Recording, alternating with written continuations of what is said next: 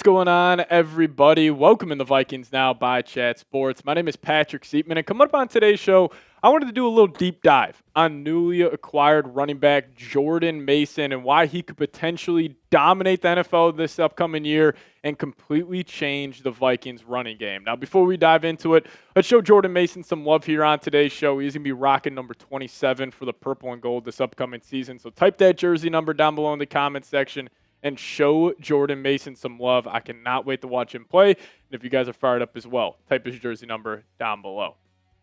So Jordan Mason had an interesting start to his NFL career. He was a UDFA back in 2022 when he was undrafted out of Georgia Tech. Then he played with the San Francisco 49ers for 3 seasons, and then he was traded to the Minnesota Vikings this offseason. And honestly, I thought the Vikings got him for an absolute steal. They just used that Ed Ingram pick they got, traded it for Jordan Mason. And I do think at some point this season, I fully expect Jordan Mason to be the lead back for the Minnesota Vikings. Now, Alec Lewis of The Athletic was reporting that it should be about a 60-40 split to start the year in favor of Aaron Jones. But I think once it becomes, colder in the NFL season, you're playing a lot of road games, I think you would want to lean into that more physical, bruising archetype of running back that Jordan Mason is. And you must be asking yourself, well, what about Aaron Jones? I think Aaron Jones would be one of the best complementary backs in the National Football League in that more condensed role. He was awesome for the Vikings last season. Over 1,500 all-purpose yards. He was great in the run game, great in the pass-catching game as well. But I do think Aaron Jones, just being a little older, having a lengthy injury history, why not just put him in a more condensed role where maybe he's getting 30% of the first-team snaps offensively, and at the end of the season, it's really Jordan Mason taking on that lead back role for the Vikes. And I saw the stat floated out there. Jordan Mason gained at least 15 yards on 8% of his carries this past season. And compared to Aaron Jones, Jones was only 4%. So on almost double the amount of carries that went for over 15 yards, Mason had the advantage over Jones. And he's got that breakaway ability. He's a physical running back as well. And I think a lot of people looked at his success with the San Francisco 49ers last season and thought, oh, that's Kyle Shanahan. That's his scheme. It has nothing to do with Jordan Mason specifically. But let me show you guys this.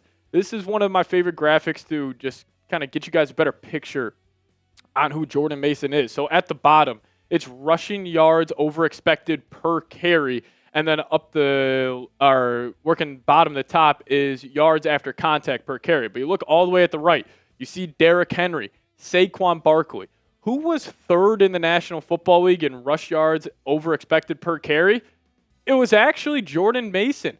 So that wasn't all the Kyle Shanahan system. You got to give some credit, when it's due there. But I think Jordan Mason was an extremely undervalued player this past season in the NFL. And I think Mason and Aaron Jones, they should be one of the better tandems in the National Football League. I'm still going to give the nod to Jahmyr Gibbs and David Montgomery over there in Detroit. I think Gibbs is a top, no doubt, top 5 running back. I think he's the 3rd best running back in the league. And David Montgomery, we know how much he has killed the Vikings in his NFL career, even dating back when he was with the Chicago Bears. Both those guys are fantastic running backs, but I could see the Vikings possibly taking a page out of the Lions playbook, and we might have 2 running backs that rush for nearly 1,000 yards this upcoming season. But I'll ask you guys this. Pick a running back 1 for me.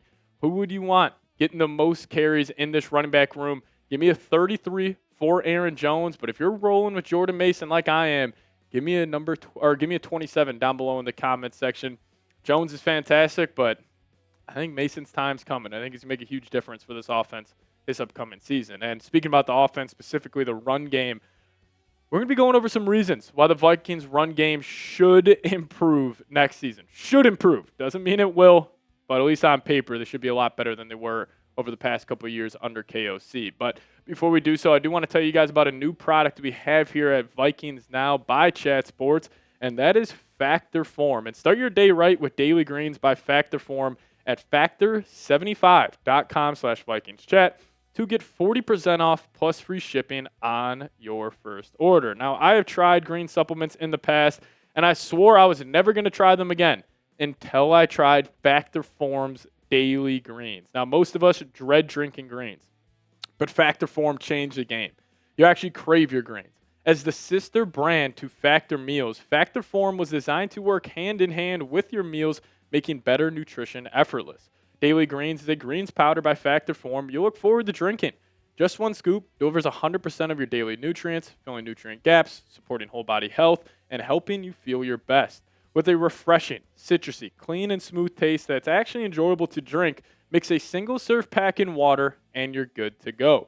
Now, Daily Greens by Factor form is made from real vegetables, packed with a whole serving of kale and spinach without tasting like it. And my favorite part, in a blind taste test, Daily Greens ranked number 1 in taste, texture, and aroma, beating out the biggest names in the industry. So start your day right with Daily Greens by Factor form at factor75.com/VikingsChat to get 40% off plus free shipping on your first order. That's factor75.com/VikingsChat for 40% off plus free shipping. Hit that link. It's going to be in the comments section and description of today's show.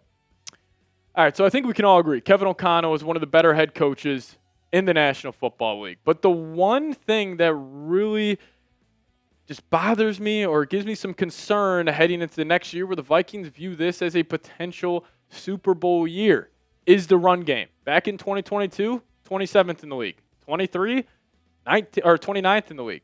And this past season, a whole lot better, almost averaging 25 yards more per game compared to 2023. You were still 19th in the league. So why should the run game improve? We're going to start off with the big fellas up front. Minnesota Moving Company, the offensive line.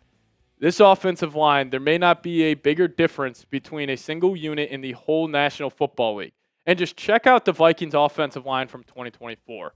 We got a whole new unit to the left of Brian O'Neill. Like we were running Cam Robinson, Blake Brandell, Garrett Bradbury, and Dalton Reisner, a part of our starting offensive line.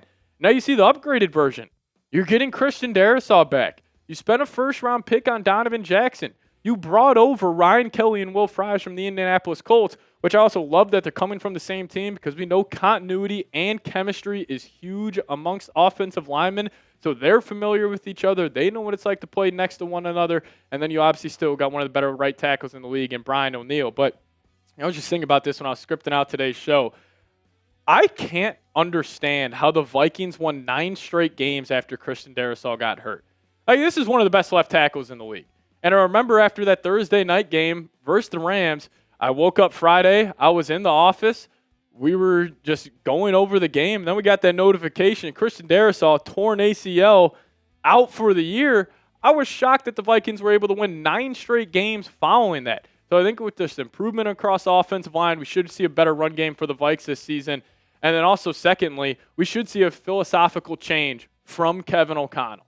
We know KOC, he loves to throw the football, and really saw that last year with Sam Darnold. I mean, we were dropping back and throwing the ball 35, 40 times a game, and for right reason. Your bread and butter, your strengths are on the perimeter every single game offensively.